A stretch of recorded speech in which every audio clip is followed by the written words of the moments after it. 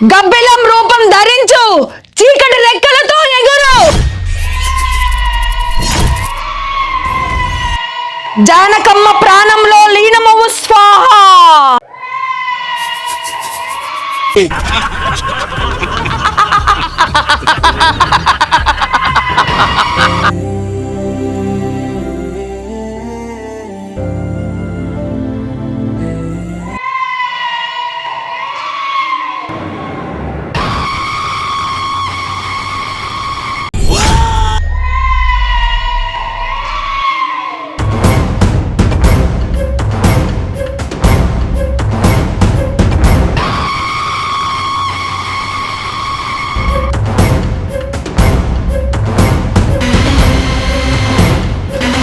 అమ్మా ఏమైందమ్మా నీకు?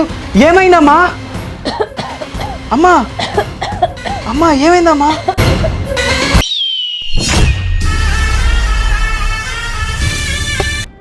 అమ్మా నాగమ్మ, అమ్మకి ఏమైందో అర్థం కావట్లేదమ్మా. అమ్మని లేపి కూర్చోబెట్టు భైరవా.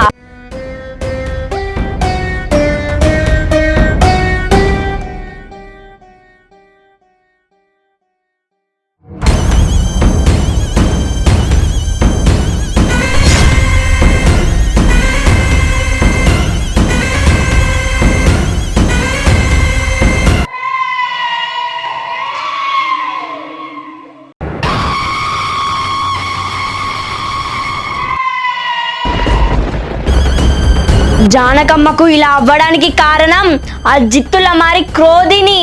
క్రోధినియా? అసలు ఆమె ఇక్కడికి రానే లేదమ్మా, తనేలా కారణమవుతుంది?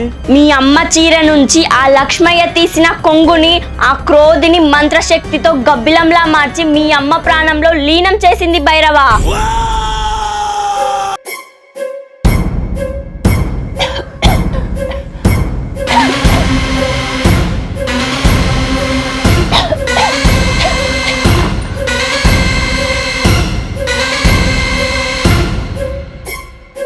అమ్మా నాగమ్మ, ఇప్పుడు ఎలా అమ్మా? అమ్మ ప్రాణానికి ఏమన్నా ప్రమాదం వస్తే నేను ఉండలేనమ్మా, చచ్చిపోతా. జానకమ్మ ఇప్పుడే చనిపోదు, కానీ బ్రతికి ఉన్న శవంలా ఉంటుంది. ప్రతిరోజు తన జీవశక్తి కరిగిపోతుంది భైరవ.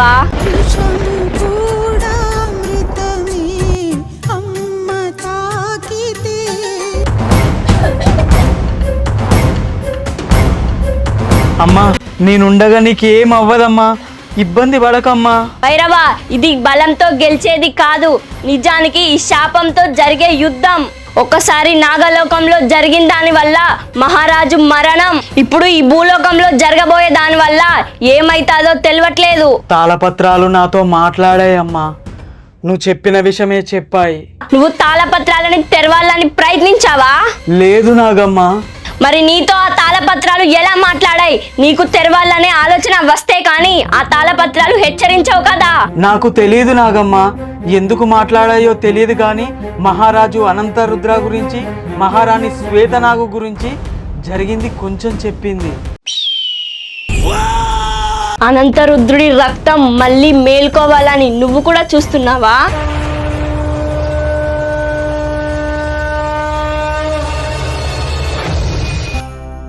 నాగమ్మ, అమ్మని ఎలా కాపాడుకోవాలి? ఒకటే మార్గం ఉంది భైరవ. ఏంటి నాగమ్మ అది? నాగబంధ తాళపత్రాలు తెరవాలి. ఏం మాట్లాడుతున్నారు నాగమ్మ? నాగబంధ తాళపత్రాలు తెరిస్తే శాపం తాకుతాయని తాళపత్రాలే చెప్పాయి. అయినా వాటికి రక్షణగా ఉండే మీరే తాళపత్రాలను తెరువు అంటున్నారు. ఏంటమ్మా ఇది? అవును, తెరిస్తే ప్రమాదం ఉంది, కానీ తెరవకపోతే మీ అమ్మ ప్రాణం పోతుంది.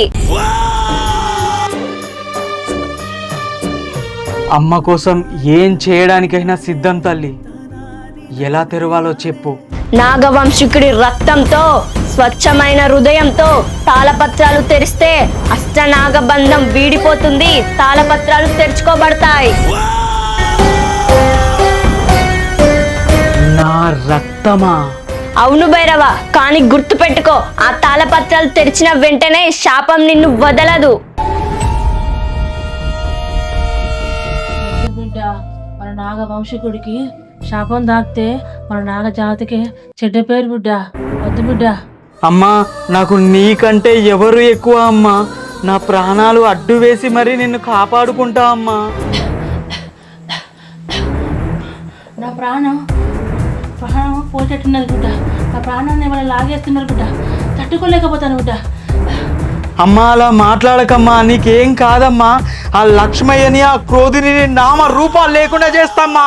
కోపం మరవడం వల్ల ప్రయోజనం లేదు భైరవా. మరి ఏం చేయాలి తల్లి? నువ్వు చెప్పినట్టే ఆ నాగబంధ తాళపత్రాలను తెరవడానికి సిద్ధంగానే ఉన్నా.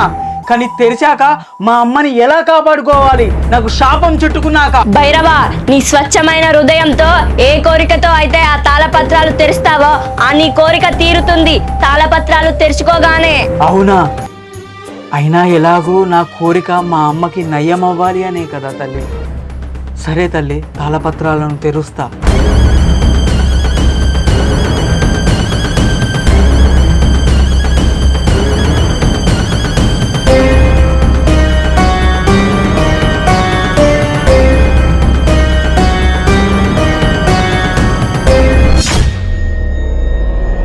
ఈ నల్లదారం నాకెందుకు గడుతున్నావు క్రోధిని?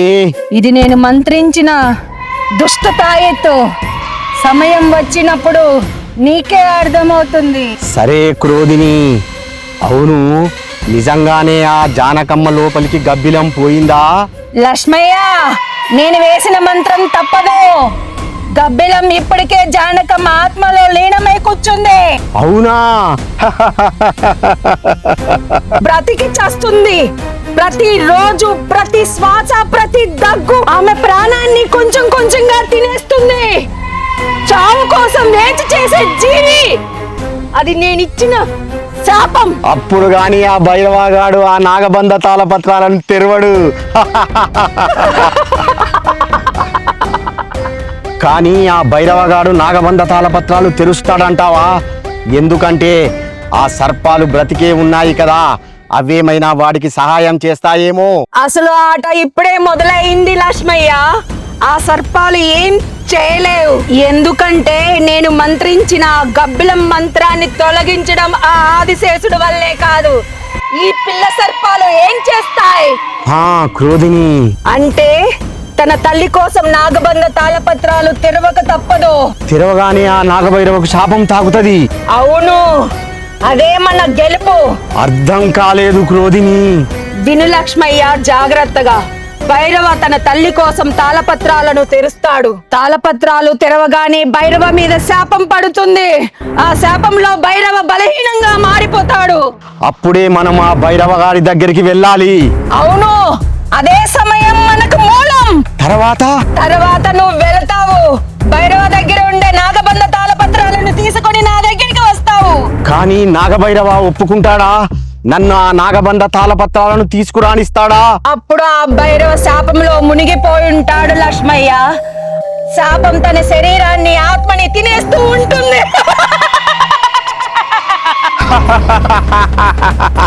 నాగబంధ తాళపత్రాలు మన చేతికి రాగానే నాగమణి రహస్యాలు నీకు, నాగమణి ధరించిన శ్వేత నాగు నాకు.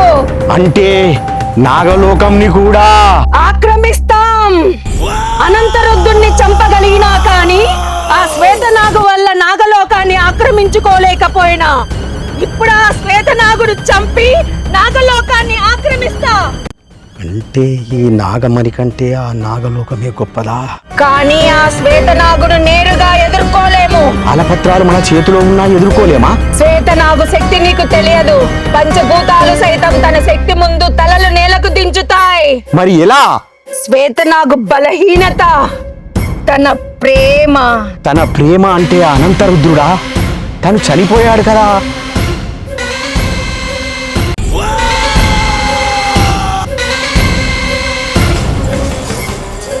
నాగభైరవ రూపంలో బతికే ఉన్నాడు.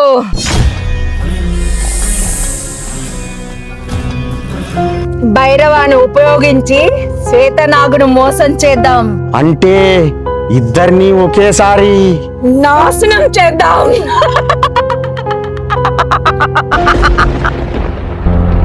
ఇది కేవలం కుట్ర కాదు లక్ష్మయ్య. నాగలోకాంతం. నేనిప్పుడే బయలుదేరతా. ఆ నాగబంధ తాళపత్రాలు భైరవ తెరవగానే తీసుకొస్తా. జాగ్రత్త లక్ష్మయ్య, ఒక్క నిమిషం ఆలస్యమైన అన్ని చేజారిపోతాయి. సరే క్రోధిని.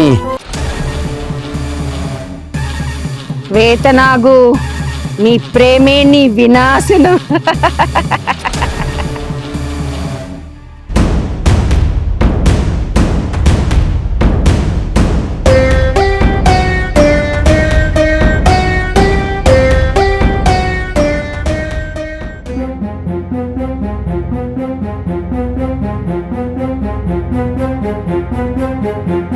అమ్మా, మన ఇంట్లో ఇంత పెద్ద ద్రోహం జరుగుతుందని ఎప్పుడైనా అనుకున్నామా అమ్మ?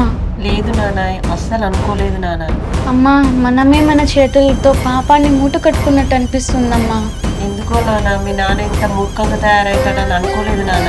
అమ్మా, అతను నాకు నాన్నగా కాదు, ఒక ద్రోహిలా కనిపిస్తున్నాడు. తన భార్యగా నేను కూడా ఆపలేకపోతున్నా నాన్న. నేను కూడా ఎంత పాపం చేస్తున్నానో నాన్న. మనం ఇలా మౌనంగా ఉంటే ఆయన చేసే పాపంలో మనం కూడా భాగం అవుతామమ్మా. కానీ అతను మీ నాన్న. అందుకే కష్టంగా ఉందమ్మా. ఒకవైపు ఏమో నాన్న, ఇంకోవైపు ఏమో నాగజాతికి చెందిన తాళపత్రాలు. ఎవరిని కాపాడాలి, ఎవరిని వదిలేయాలమ్మా? నాకు అసలు అర్థం కావట్లేదు చైత్ర. మన జీవితం ఇలా అయిపోతుందని అనుకోలేదు చైత్ర. అది మీ చేతుల్లోనే ఉంది. ఎవరు నువ్వు? నేను నాగవల్లి, వాసుకి వాళ్ళ చెల్లి. మీకు తెలిసిన ఇంకా మౌనంగా ఉన్నారెందుకు? మేమేం చేయాలో అర్థం కావట్లేదమ్మా. అది మీకు అర్థం కావాలి. ఎందుకంటే అది మీ కుటుంబ విషయం మాత్రమే కాదు. ఇది నాగజాతి భవిష్యత్తు. ఇది లోకాల సమతుల్యత. ఇది జీవన మరణ యుద్ధం. నాకు తెలుసు. విను చైత్ర, మీ నాన్న నాగబంధ తాళపత్రాలను దొంగలించాలనుకుంటున్నాడు, భైరవాన్ని ఉపయోగించుకొని. ఇది పాపం, ఇది వినాశనం. ఆ తాళపత్రాలు లక్ష్మీ చేతికి అందుతే భైరవ శాపానికి బలి అవుతాడు. నాగజాతి సర్పాలు ప్రాణాలు కోల్పోతాయి. అలా జరగద్దు. అమ్మా, నాన్న చేతుల మీద ఇంత రక్తపాతం జరగకూడదమ్మా. అవును బిడ్డ, ఆయనను ఎదిరించగలమా? ఇది నీ నిర్ణయం చైత్ర. మీ తండ్రి చేసే దుర్మార్గాన్ని చూస్తూ ఉంటావా, లేక సత్యం కోసం నిలబడతావా? ఏది ఎంచుకున్నా దాని ఫలితం నుంచి తప్పించుకోలేవు. ఒకటి గుర్తు పెట్టుకో, మీ నాన్న నీకు రక్షకుడు కాదు, రాక్షసుడు. మా నాన్న ఇంత పాపం చేస్తుంటే నేను చూస్తూ ఊరుకోను. అదే నువ్వు చేసే ధర్మం.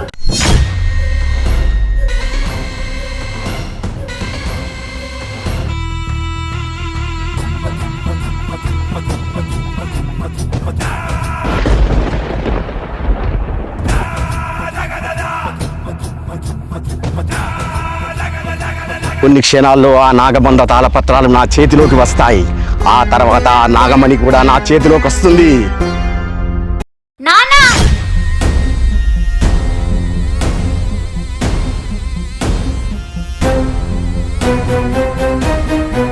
చైత్ర, నువ్వెందుకు వచ్చావు ఇక్కడికి? నేను ఇప్పుడు ఇక్కడికి ఎందుకు వచ్చానో చెప్తా, కానీ నువ్వేట వెళ్తున్నావో చెప్పు నాన్న.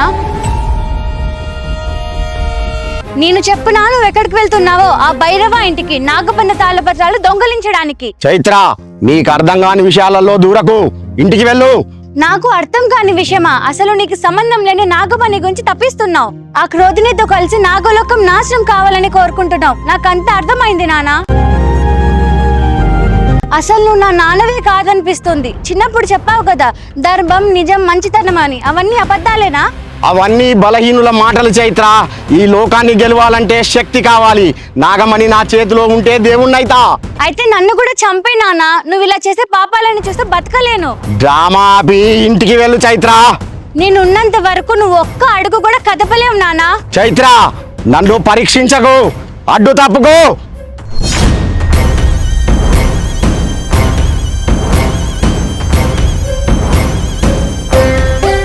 నేను ఇక్కడే చచ్చిపోతా. నన్ను దాటి వెళ్ళిపో నాన్న.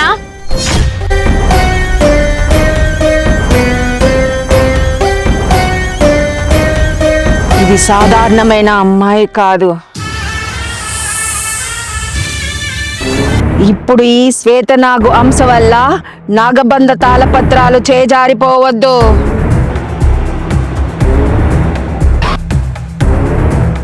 క్రోధిని ఆగు. ఆమె నా కూతురు. నీకు కూతురేమో లక్ష్మయ్య, నాకు శత్రువు.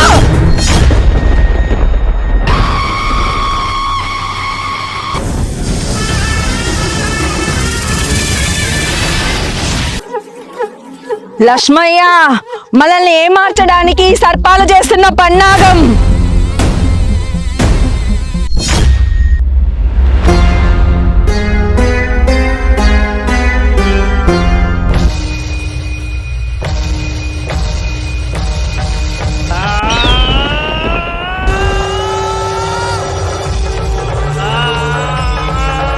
భైరవ, వెనక్కి తగ్గకు. ఇది శాపం ప్రభావం. భైరవ, ఆపకు. ఆపితే అంతే, మీ అమ్మ ప్రాణాలు పోతాయి. నా ప్రాణం పోయినా మంచిదే, అసలు ఆపను నాగమ్మ.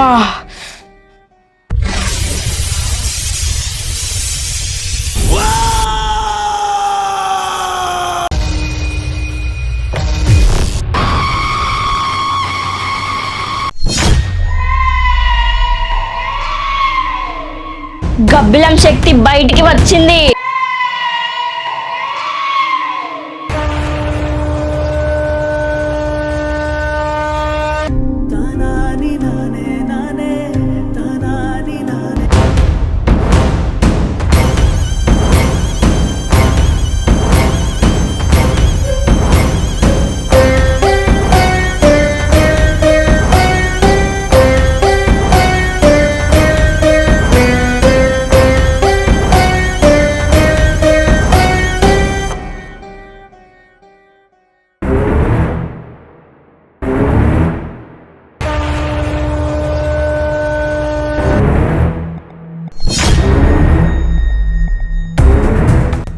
శభాష్ భైరవా, నాకు కావాల్సిన పని నువ్వే చేసి పెట్టావు.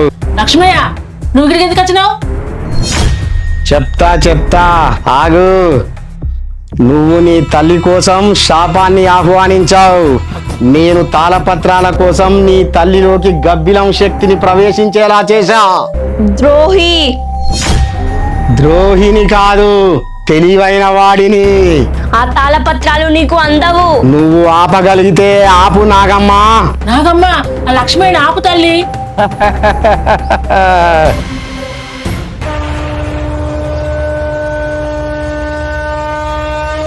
నా శక్తులు పనిచేస్తలేవేంటి? ఇది నేను మంత్రించిన దుష్ట తాయెత్తు. సమయం వచ్చినప్పుడు నీకే అర్థమవుతుంది.